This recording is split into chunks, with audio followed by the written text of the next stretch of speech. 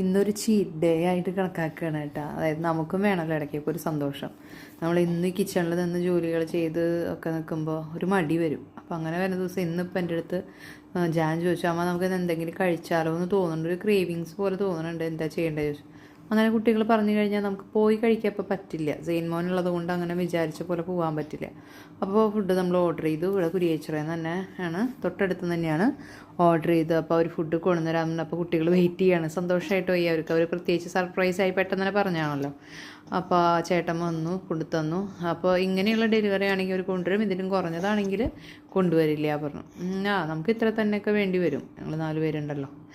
അപ്പോൾ അത് കഴിഞ്ഞു. അപ്പോൾ ഇതേ ഫുഡ് എല്ലാവർക്കും ഉള്ളത് എടുത്തൊഴിക്കുകയാണ്. ഞാൻ സെയിനിനെ പിടിച്ചിരിക്കുന്നുണ്ടായിരുന്നു. പിന്നെ ജാൻ വന്ന് സെയിനിനെ വാങ്ങിച്ചു.